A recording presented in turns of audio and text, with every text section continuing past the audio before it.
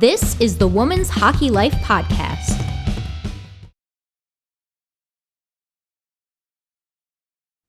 Welcome back, everybody.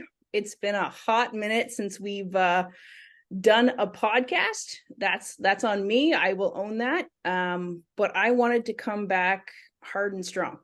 And I'm doing that with like a super influential, important, the craziest story.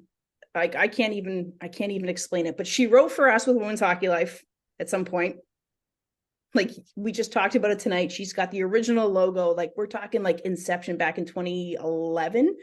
And then she moved on to be the vice president of the Grindstone Award Foundation, which is a foundation that provides opportunities to young female hockey players who have a desire to play, but aren't able to, like, they don't have the financial resources.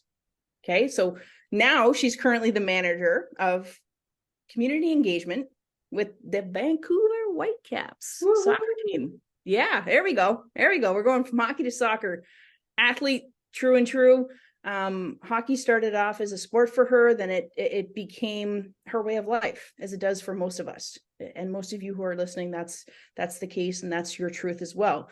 She learned about teamwork, loyalty, leadership, confidence, and most importantly, over this last year, which we're going to dive into, mental toughness. It is my absolute honor to welcome Jehan Jiwa to our show. Loaded question, but how the heck are you? I'm doing great. First of all, thank you for that intro. Like, I feel like I'm just sitting a little taller now because you just boosted my confidence. So thank you for that. I didn't do anything. Are you kidding me? That's you. That's your story. That was so great. I'm just going to replay that over and over and over again when I need a boost. So thank you for that, Hawk. No, I'm doing great. It's such an honor to be invited to be part of this incredible platform that you have worked so hard to create. Like you mentioned off the top, like I've been part of Women's Hockey Life in some way, shape, or form since the beginning. I feel like a walking billboard because I'm always wearing the swag, and then people will talk about it and ask me about it, and I'm like, let me tell you about Women's Hockey Life. So I am absolutely a walking billboard. And so proud of you for the work that you've done just in the women's hockey community. And so for you to open up this platform of yours for me to tell my story, I'm an ordinary person. You know, I like to think of myself as an everyday, ordinary person who has gone through something really extraordinary. And in order for me to get back to the life I want, I'm going to have to achieve extraordinary things.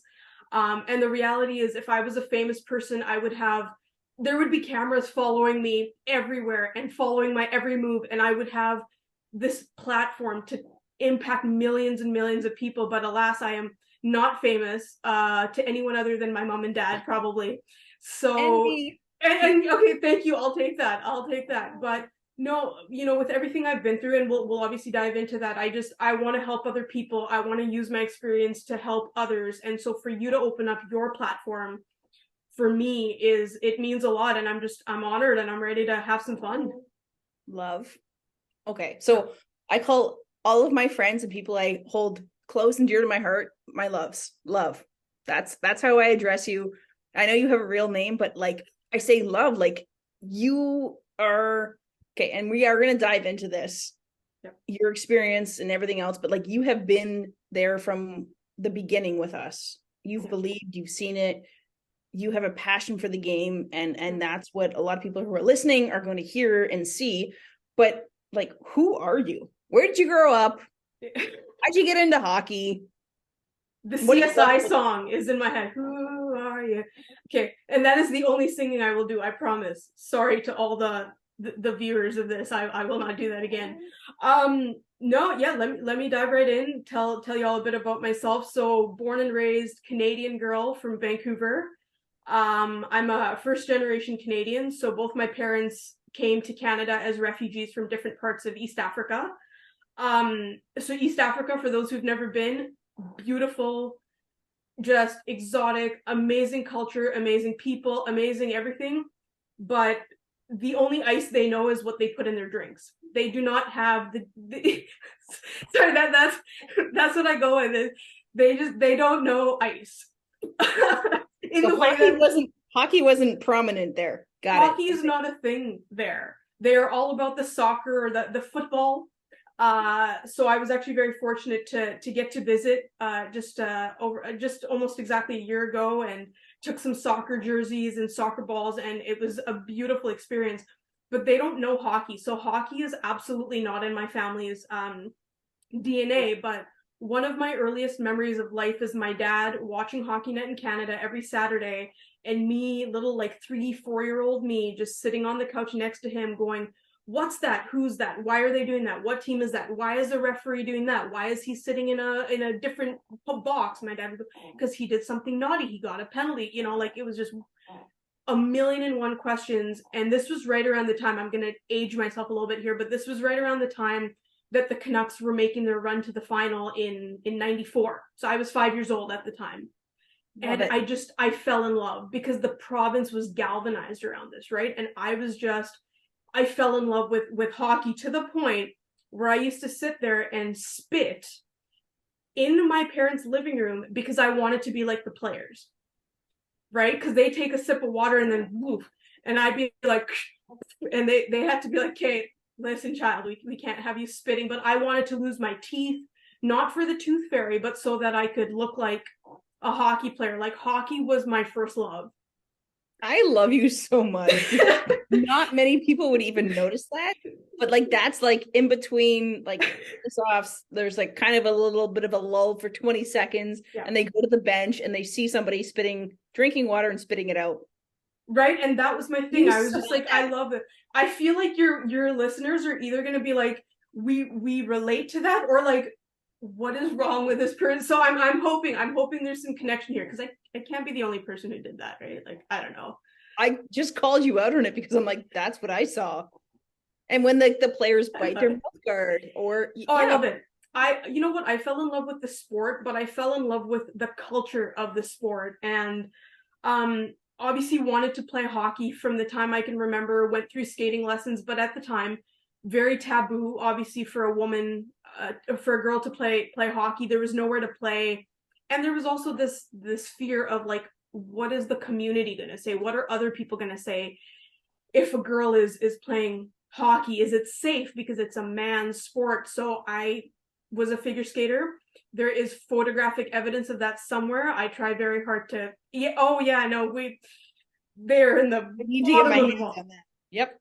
Someday, but it was toxic. And, I was like a square peg in a round hole. Like, when you walk into a setting and you're like, this isn't for me, it just feels off. It felt off. It was toxic. It was abusive. It was just not what I wanted. And yet every free minute I had, I was daydreaming about hockey. And so I still remember the moment. It was 2002, post gold medal game. Hayley Wickenheiser is on TV with Don Cherry, Ron McLean. She is sweating and crying, and they've just won Canada's historic first ever gold medal at the Olympics. And she says, the Americans had our flag on their dressing room floor. Now I want to know if they want us to sign it. And I was like, that's me. Oh my God, that's me. She's a woman, and she's wearing her heart on her sleeve, and she's passionate, and she's not having to be small. She is big. She is owning herself. And it was instant. I was like, Mom, Dad, that's who I'm gonna be. And I told Hayley this. I've been very fortunate to get to know Hayley and work with her, and I've said to her, like, dude, you changed my life with that one interview. So, long story short, here we are, just working in sport, playing sport, loving all of that, what that brings. And that's me in a nutshell. I love all of that. I like feel like I can go on a million different tangents right now. Yeah. Just that alone. But I want you to be able to tell your story of what you've gone through since January 9th of 2023. That's why just wait and listen, my friends. And maybe I bring it back on. Of course, I'll bring you back on to talk more about all of that, because literally I just wrote down or thought in my head of 3 different questions to ask you. But January 9th of 2023, obviously a big day for you, impactful, literally changed your life. Still dealing with the ramifications of it. I got to ask, what were you doing? Where were you going? What happened? Yeah, January 9th, 2023, I now consider that my new birthday. It's a day that it's a day that I think my family and I will forever remember. And yeah, it was a life-changing day. So basically, my dad and I were driving home from Whistler to Vancouver. We have a vacation home in Whistler. For those who've never been, the highway between Vancouver and Whistler is one of the most stunning landscapes you'll ever see. It is the best of BC, the best of Canada, all in this drive. You got ocean, you got mountain. It's just stunning. So we're driving home, as we have many, many times. We do that drive all the time. And it was a normal day. We're just driving back to Vancouver. And I don't remember a whole lot about the day, even before the incident. But from what I've been told, it was single lane either way. A driver coming the opposite way, for whatever reason, veered into our lane, so oncoming traffic, and he was just coming right at us. My dad was driving, I was in the passenger side, and heroically, my dad swerved to avoid a head-on. And what we've been told by the RCMP is that had my dad not swerved, we would both not be here right now. So my dad saved both of our lives. But what happened is it hit the other vehicle hit my side, the passenger side, and I was pinned. So I don't remember any of it except for 10 seconds. Right after the crash, where my dad and I just shared a moment, we just looked at each other. We couldn't talk because of the shock, but we just looked at each other almost like, okay, that happened. And all I remember thinking was, he's okay. His eyes are open. He's breathing. He's moving. He's okay. And I think that's all I needed to then kind of Let go. And that was it. So for the next 48 hours, the trauma was on everybody other than myself, because I was put on. Yeah, they had to use the jaws of life to get me out. I was airlifted right off the highway to Vancouver General Hospital, which is the level 1 trauma center. I had I'm going to try and list my injuries. I tend to forget a few things because there's so many, but we'll put it in the notes. But yeah, go ahead. Oh yeah, I'm just going to go head to toe here. So I dislocated my sternum. I had a punctured lung, fractured 5 vertebrae in my spine, had severe internal bleeding. A piece of my intestine was damaged to the point where it had to be removed. So I'm missing a piece of my intestine now. Broke my hand. This is the only kind of visible injury you can see. There's plates and screws in here. So these 2 fingers were broken. The thumb was broken. So there were actually wires sticking out of here for a period of time.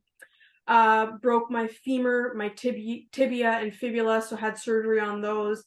And, yeah, I was on life support. They didn't know if I was going to make it. My dad's injuries were less severe. So, to add to the trauma, he was taken to a different hospital. So him and I were separated, and he didn't know how I was doing.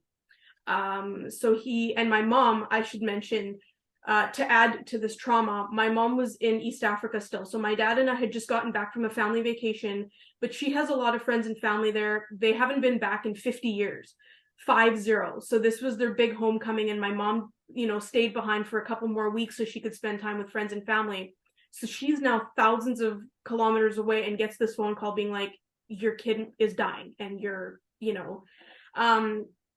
so my dad thankfully has a sister here in town, called her and said, you got to get to the hospital. Again, talk about trauma for someone else. She gets to VGH. They're literally, the surgeons are like, you need to sign off on surgeries, transfusions. Like, it was all life and death. And she was like, oh my God. Yeah. So yeah, it was a couple days for me on life support, waking up, kind of coming to terms with, oh my God, this happened. The pain of it, just all of the changes that brought, and obviously we can dive more into that. But and then the 10 months since have just been about new normals, taking it day by day, rehab, trying to get my life back, also while dealing with the mental trauma of nearly not being here in this beautiful world. There we go. That's my I honestly, that's my story.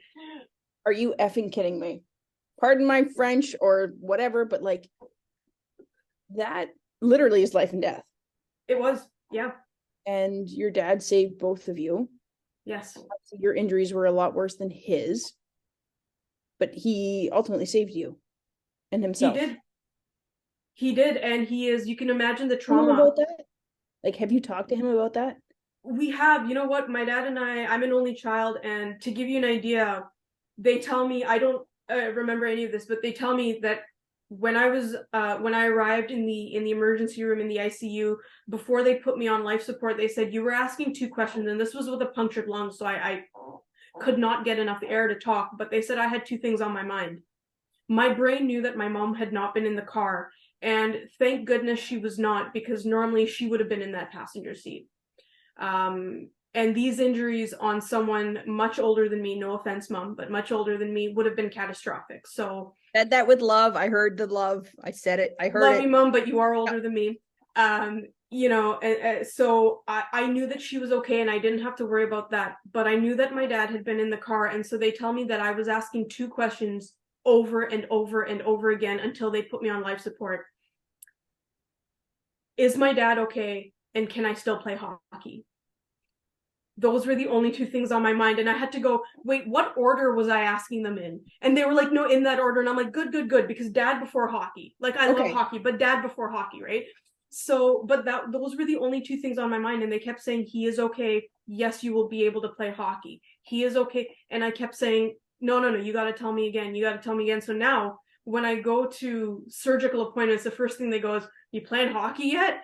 You know, because they just know that's part of that's a huge part of my life. But that's how close my dad and I are. We're very blessed. My mom, dad, and I, we are a unit. We do everything together, and they've been, I mean, they're my heart and soul through all of this. And my dad obviously was left with guilt, and there's that, could I have done anything better? Why did it have to happen to you? You know, and slowly as we heal, we've had to kind of go through that and help him realize that he gave me life 35 years ago, and you know, he saved my life 10 months ago. Like that was your second birthday. That was my birthday. So it's been very heroic and inspiring for me to watch him heal as well, for him to get behind the wheel of a car, him to get back to doing the things he loves, him to get that joy back in his life, because for a while, and he says I was broken, I was empty, because I just could not see you on life support. And you know, the reality is, like, I get all of my treatment in home, so my parents have to deal with me screaming and yelling as there's needles and physio, and they feel it. You know, if you could feel a feeling just by sheer love for another person, that's what they're doing. They're feeling my pain through their love, and they've been part of this with me every step of the way. So it's gratifying for me to make progress, because they're reveling in it, and it's very much about them as much as it is about me. So this is my story, but it's their story as much as it is as mine. You're killing me. And I'm going to ask the questions I think other people are thinking. It's like, okay, cool, you're almost a year out, not yet, but close to it. Yeah.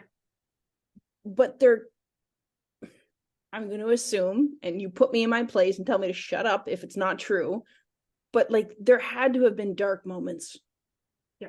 Like really dark moments of, why am I doing this? I don't care anymore. I just want to end this. It hurts. It's painful, whatever. Like, how did you get through that? Yeah. You know what people don't realize is that trauma recovery is something that you can't put a timeline on it. So for me, early on, it was about the day-to-day. I was in the hospital for over a month. You have doctors and surgeons and people coming in daily, multiple times a day, because I have 3 separate surgical teams. So you're focused on that. Then I get home, I'm focusing on that adjustment of in-home physio. I'm adjusting to home care. Like, I'm 34 years old at the time, and I have people sponge bathing me and combing my hair, and I'm just like, what happened to my life, right? So you're very in it day to day, just trying to do what you can. It wasn't until about 6 months in that I had that opportunity to like take a moment and think about what just happened. And to be honest with you, my darkest thoughts have come not from what happened, they came from what could have happened.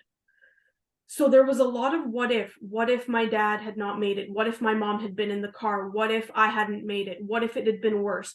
What if I don't get better? And that is the single darkest thought I have till today, because I am not even close to being recovered. And so when I'm feeling pain, I'm going, what if this is it? What if there's no more progress? Because my life will never be the same. I will never be able to play hockey if this is it. And I have to constantly remind myself, and I'm very blessed to have people around me that remind me, you need to focus on what you can control today. Can I play hockey today? No. But can I do something that will help me play hockey someday? Can I do something today? Yes, I can. And so that has kind of become my mantra. Is early on when I could not walk, I had a whole bunch of medical machines I was hooked up to when I was home. I was on a walker. And I would say all I can do today is walk from my bed. I have a medical bed in the living room because I couldn't go up the stairs. I'm going to go from this bed to the front door. I'm just going to walk slowly, 20 steps, but that's what I can do today. Right? And so that really became my mantra: is don't live in the what if, live in the reality of what is, and then do something that you can control. Do something healthy and positive and productive, so that when I go to bed at night, I can say, you did something that moves the needle that much today towards that life that you're dreaming of going back to. And what is that life and dream you're going back to? What does that look like for you? You know what? I'm very blessed. I had a wonderful life before this. I still have a wonderful life. I think I'm so wonderfully blessed. Prior to this, I was working in the sports industry, which it's hard, as you would know, I'm sure, Hawk. It's hard as a woman to make it in the sports industry. Throw on the fact that I'm a woman of color working in the sport industry. I was very proud of that. As you mentioned off the top, I was working for the Vancouver Whitecaps in a department called Community and Social Impact. And so it was all about bringing soccer to communities that don't otherwise have access, and then bringing them to us too. And it was a beautiful portfolio. And I want to get back to building my career. I want to get back to, you mentioned Grindstone, just an incredible group of people. Our board our entire team is volunteers, and we're spread out across the country. And I consider myself to have friends in each of those places, because we're a big family. You would never know that we're volunteers because everybody is so passionate. And I want to get back to contributing there and growing Grindstone, growing the game of hockey. I want to get back to playing hockey. That is if it's not already obvious, that is my North Star. I have to do that. As of a month ago, I had an appointment where my surgeon said, with the level, I'll never forget, this is word for word. She said, with the level of trauma your body has sustained, it's enough to take most people out of their sport. It is unlikely that you will play again. And they don't know you. I went on that night and started looking for what goalie gear I'm going to get when I play again. That's, it's not an option. I'm going to play hockey again. But more than any of this, Hawk, what I've realized is that I have this incredible experience that I've been through in the last 10 months. And I have this ability now to use my experience to help other people, because what I have gained from this is far more than what I've lost. It's been the worst and the best experience of my life all in one. What I have gained in self-esteem, self-worth, it shouldn't have taken a life and death experience, but it did in my case, right? But I have gained I fucking love you. Yes. I now can look at myself and say, look at what you're fucking capable of. There I go with the F-bombs. There we go. I just dropped it first, so there you go. I'm following your lead here. Listening, if you don't like it, I'm sorry, but we're hockey players. It's what we do. But it's you gain this self-worth of, this is what I'm capable of. And I knew very early on, I'm very lucky to have had a number of people behind me, walking this journey with me. And I'll get into that, more in a sec here. But very early on, I was very resistant, right? I remember waking up in the ICU, tubes, pain, just feeling intense pain. And I remember being like, what happened? So I went like that because I felt pain in this region, and I went like that. And you literally just saw, staples, blood, just big scar all the way down my front. And I was like, oh boy, oh my goodness. And then them saying you've got all these other injuries. And I was very hesitant. I was very much like, I was very out of it, but I still remember being like, but these scars are going to go away, right? And I'm going to be back to work in like 3-4 weeks. I'm going to be playing hockey. Like I just could not accept it. And then at one point there was this little voice in my head, and I don't know who or what it was, but there was this little voice that said to me, it just is. It just is. You need to accept this because this is life-changing. It's never leaving you. And the more you resist it, the more pain you're going to have. Your pain is not going to be from the reality. It's going to be from resisting the reality. So you need to lean into it and say, this is my reality right now. And if I need help today doing everything humanly possible, and without getting too graphic, I mean every human function I needed help with, that's your reality. Embrace it. Have gratitude for it. Thank the people who are helping you do these things. Thank the constructs that are in place that you're getting this care, and that's how you're going to get through this. And so my motto in this is embrace the grind, trust the journey. Because the minute I learned to love the grind is the day that this became a very beautiful experience.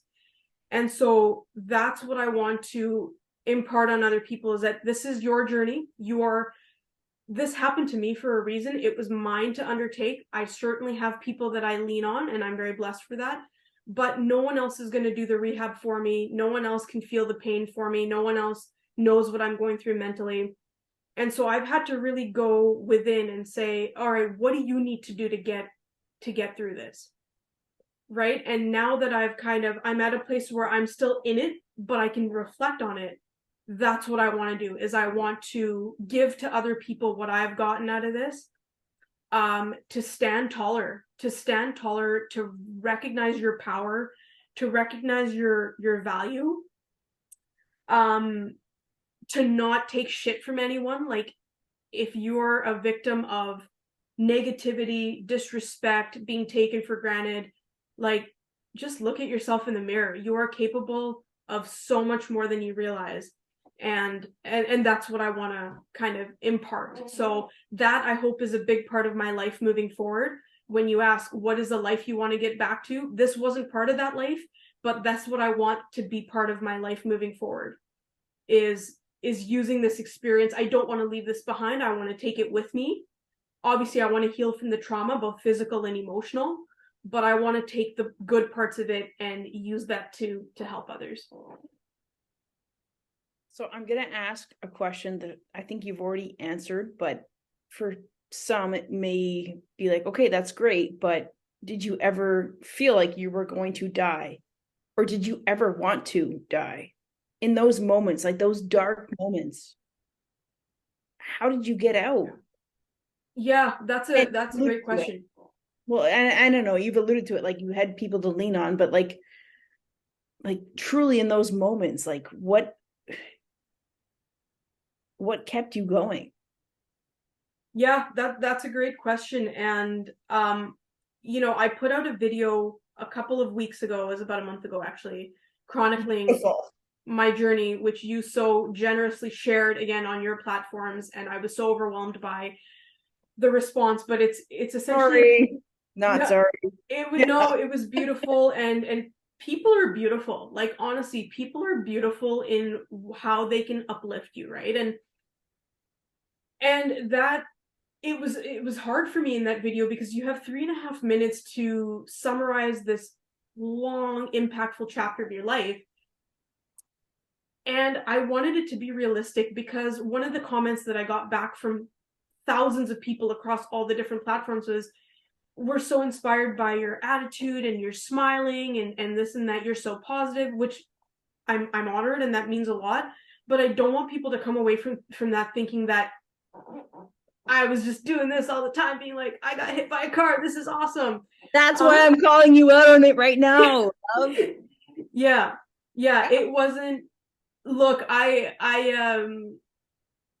love humor and I love being happy, and that's how I think that's my defense mechanism to honor the late Matthew Perry. He, as Chandler, I use humor as a defense mechanism. So I love turning on the jokes and the sarcasm, and I think that's a great way to build that resilience and get through a tough time. But shit, there have been times where I have sobbed to other people alone, being like, why did this happen, and what's going to happen to me? I've seen a lot, and there have definitely been times, and it wasn't always early on. I hit a really bad patch 6 months in where I just said, I can't. Where it's interesting, I was actually watching my hockey team train for a national tournament, and out of the blue, I was just like, I'm done. I am in so much pain. It's been 6 months. I'm not getting any better. I can't do this anymore. And that's where you have people to lift you up and say, you got this, buddy. Remember where you were day one? You got this.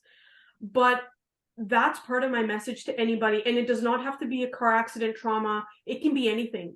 You don't have to fucking be happy all the time. You don't have to let the negative thoughts come. Sit with them. Let them in. You don't have to be one of those people that goes, oh my God, I'm having a negative thought. Get it out of my mind. Distraction, phone, TV, Sit with it. Let it hurt. Right. Let it crush you. Let it crush you. Be grateful for it, which is weird to say, but you're 100% right? Be grateful for it, because know the yin and the yang of it. Yeah, and let yourself hit rock bottom, because now you have this great platform to push up. Yeah. Right? So I've been very lucky to have people that have been there and lifted me up, but there have also been times where I've been alone. And for me, those thoughts come at night when it's dark and quiet and there's no distractions, and I'm just laying there kind of going back through things, thinking about the journey. But I've allowed myself to sit with it, to cry, to get scared, to have all the why questions.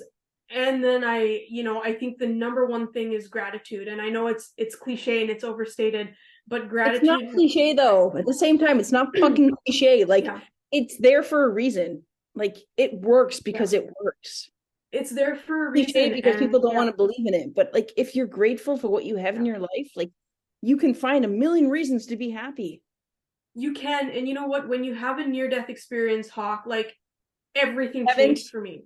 But I'm going to listen to you. So everything. Go. Sorry, go ahead.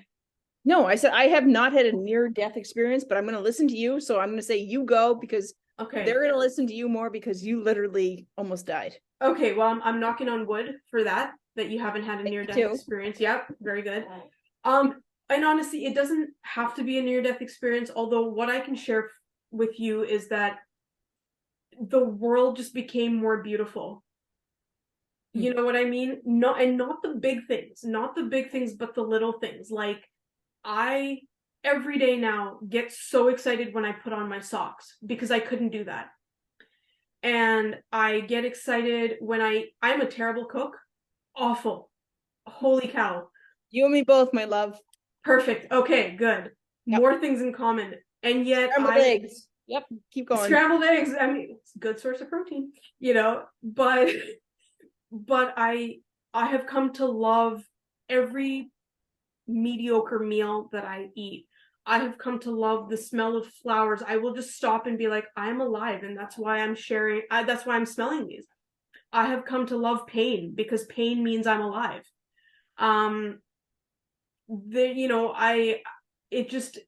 It changes everything, and I'm so thankful for the little things. I couldn't take a shower for 2 months. I laugh and giggle every time I'm in the shower, and I'm just being like, oh my God, this is amazing.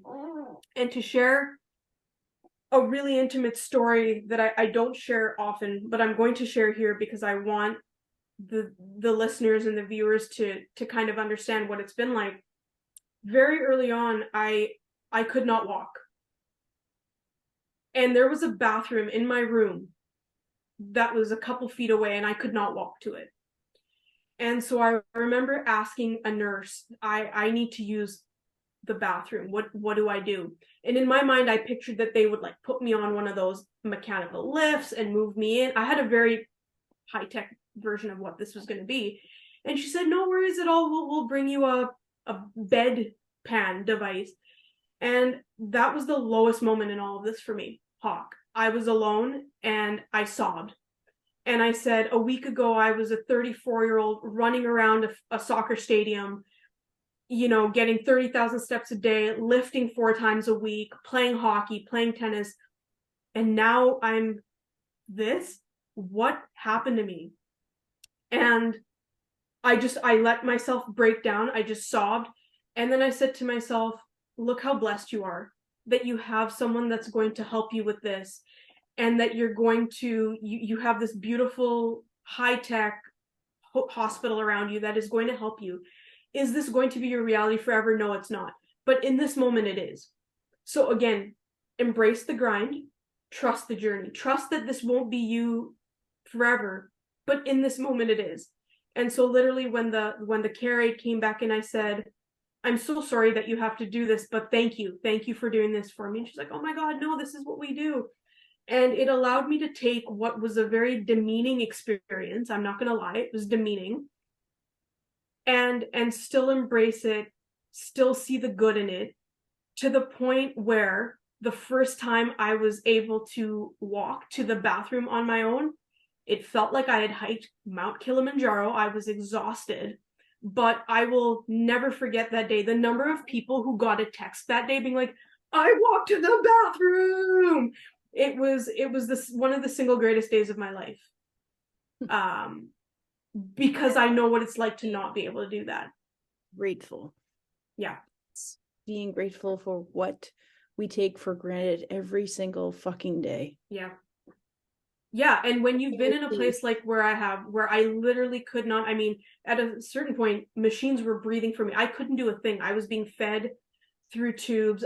There was nothing I could do on my own. And even once getting home, my parents were serving me every meal, getting my water, helping me turn over. Like, it was unbelievable to now being able to be like, I'm going to get in my car and go for a drive. I can't go far because I still have breaks and aches and pains, but I can still get out and do these things.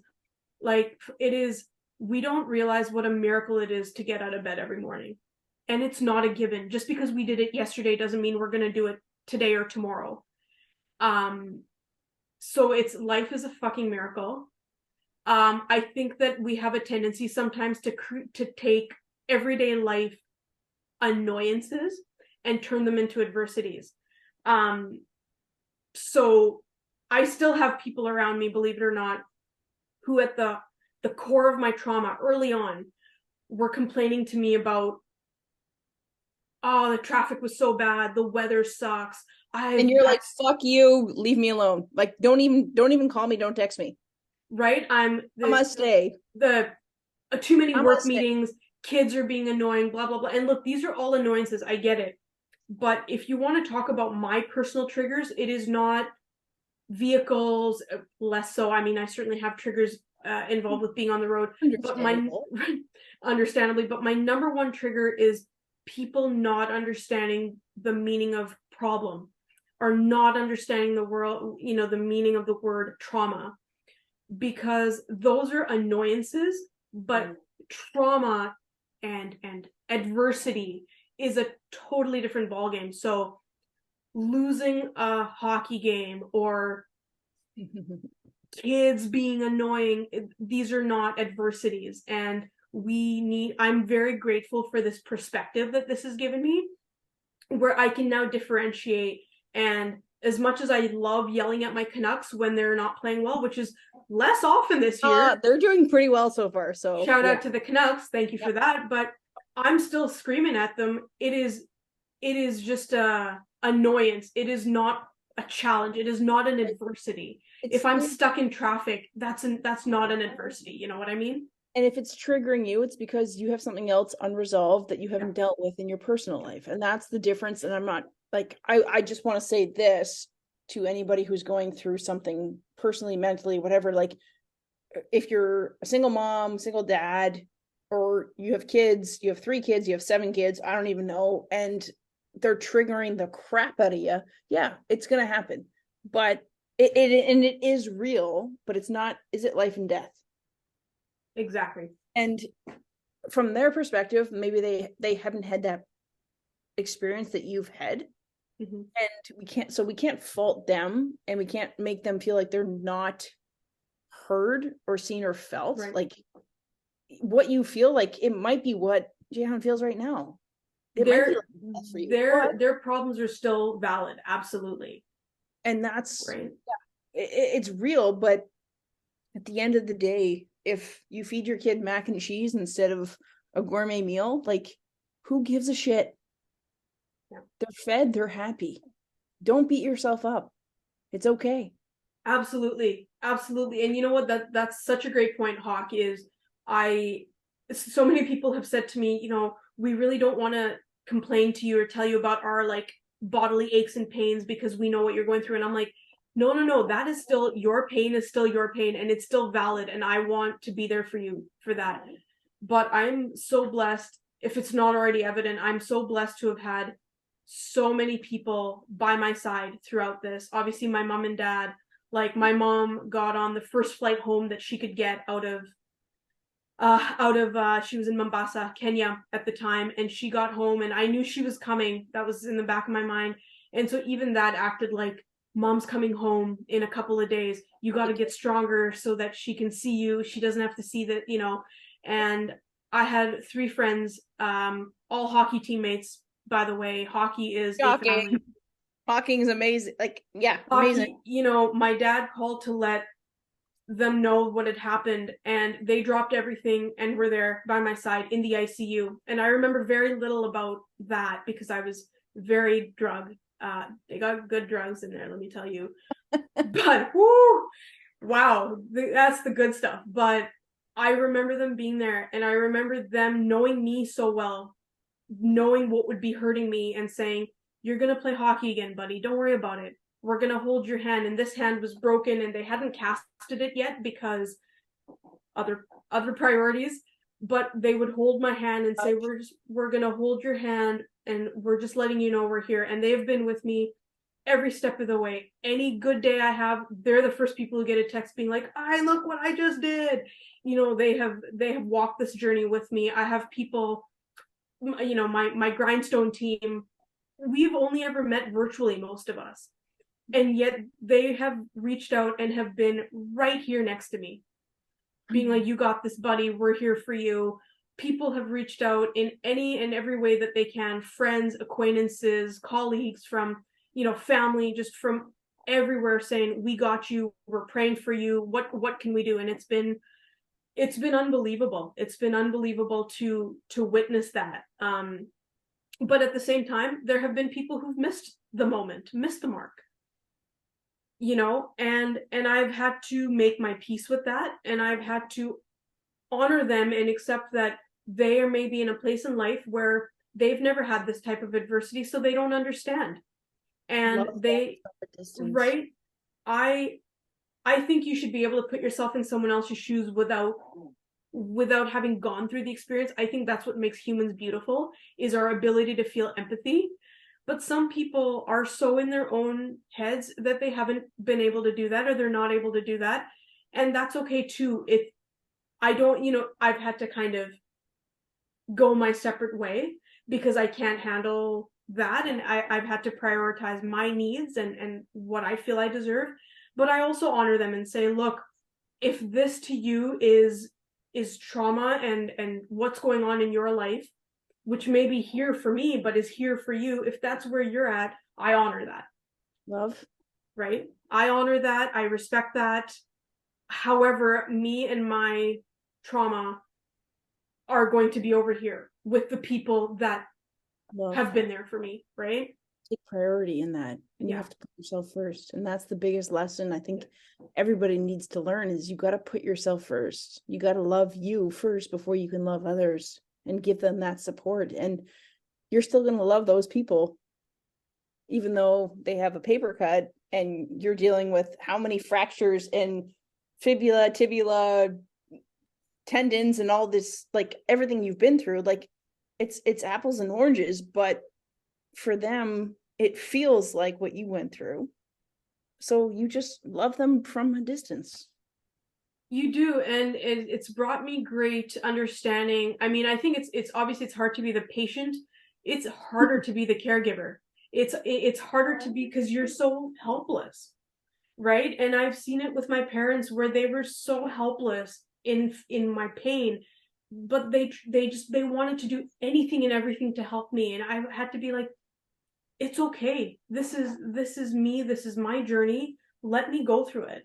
You know, I will let you know when I need something, but it's okay. You know, but what I love and appreciate, and I'm so grateful for with my core group around me, is that they don't just do the, hey Jay, how you doing?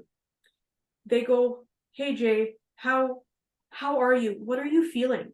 When you say, how are you actually fucking doing? How are you actually doing? When you say that you have your knee isn't bending, what does that mean?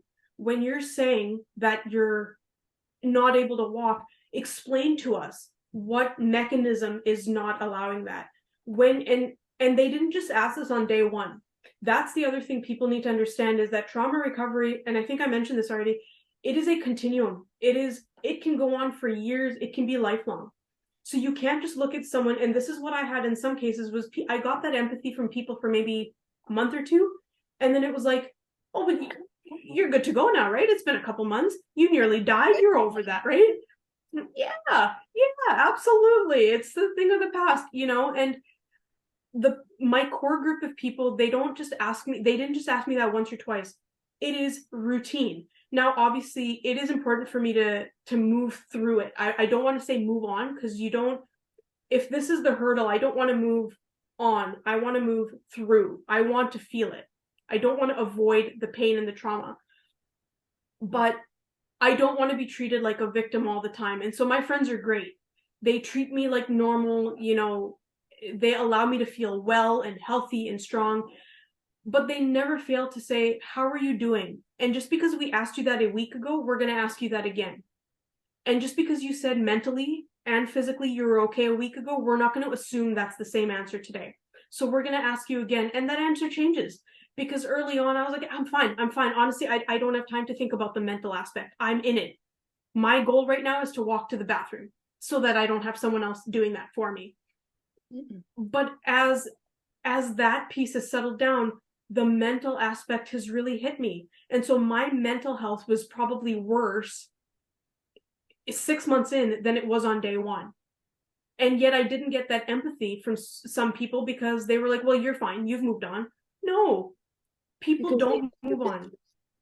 Exactly. And so I'm so blessed to have these people. I have friends who check in on me all the time, just, hey buddy, how you doing? If they have a party or they do something that I couldn't be part of, they'll send me pictures. They've sent me food, being like, we're thinking of you, buddy, because we know you're hurting.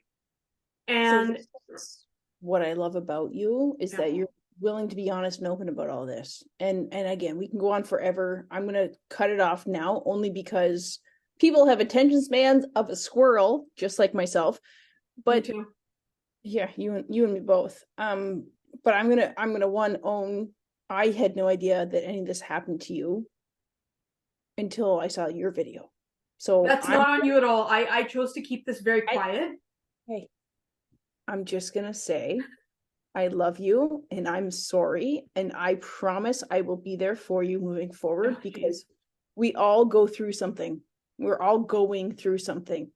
And I think the more real and honest and raw we can be with each other, like when you feel safe and accepted and you can say something and be honest with somebody, like then you can have those conversations. And that's what you just said. It's like, how are you actually doing? Yeah. Hey, how are you? No, that's like superficial bullshit stuff. it's no, how are you actually feeling? What emotion are you feeling right now? Are you okay? What are you going through? Right? It's like digging a little bit deeper. And again, we didn't talk about this before the podcast, so I'm sorry I'm throwing this at you, but this is also how I roll. When I feel something, I say it, I speak it. Your story is incredible. You're still going through it. I know that. I think anybody who's listening to this needs to know that as well. This isn't like, I know it's almost been a year, but this could be more years. So you're not done, right? No. And your message is you want to help other people who are going through, okay, this, hopefully not this, but just any struggle, mentally, physically. It's like, you're going to be okay. Yeah, there's common themes. There's common themes to any sort of trauma recovery. And, you know, Hawk, even ever since you found out the messages we've exchanged and just what you've done, like I said, you've worked really hard to create this platform, and now you're sharing it with me. And that means a lot. Again, we've never met in person. I feel like we're going to have to change that. But because I feel like we could just talk for hours, but you are absolutely a friend and someone who I know if I reach out and said, hey, bud, you got time to chat? You'd be like, yeah, absolutely. Let's do it. And that means a lot. It means a lot because everybody is busy. And I will never forget the people around me who've made the time and said, we see you, Jay. We prioritize you. We want to understand what you're going through, and we're here for you. Yeah, I hear it loud and clear now. And thank you for telling your story and being open and honest. And you're screwed because you're stuck with me. And I love it. Any family or any player that signs up or works with us or just becomes friends with me, like, that's me dropping my crystal because that's what I do. I fidget because I have ADHD. Again, being honest. There you go. Own it. But it's like when you become family, I will drop everything. Like I got you. And I feel guilty that I wasn't there for you during it, but now I feel like we can provide a platform and a space, and just know I got you. And hopefully other people will reach out to you if they need help, or they'll reach out to us, or whatever it may be. We just want to get the message out there that everybody's not okay, and it's okay to not be okay. It's so cliche, but at the same time, like, it's the truth, especially post-COVID. It's okay to not be okay. And you know what? Sometimes people can't always help in one phase of a person's recovery, but they can help in another. And that's, you know, you don't, yes. And a lot of people think that helping someone means dropping everything, being there by their side physically. You know what? I'm feeling such an emotional connection with you right now. And some of the people who've supported me the most have done so virtually because it wasn't feasible for them to be physically with me, you know? Some of them, it's been amazing because they're here physically, like monitoring every scar, being like, that one got darker, that one got lighter, you know, so that helps. But we can support each other from all across the globe, right? And absolutely, you mentioned people reaching out. Like I'm on all the social media platforms. Add me on LinkedIn. Reach out. I've had so many messages from people I don't know, just saying, we saw your video, just wanted to reach out, and it's led to some great connections. So feel free to reach out to me. I'm always here to chat. And if I had to go through this, but it can lead to something good, hey, it was worth it. And hopefully I'll be playing hockey someday, and that'll be the ultimate recovery.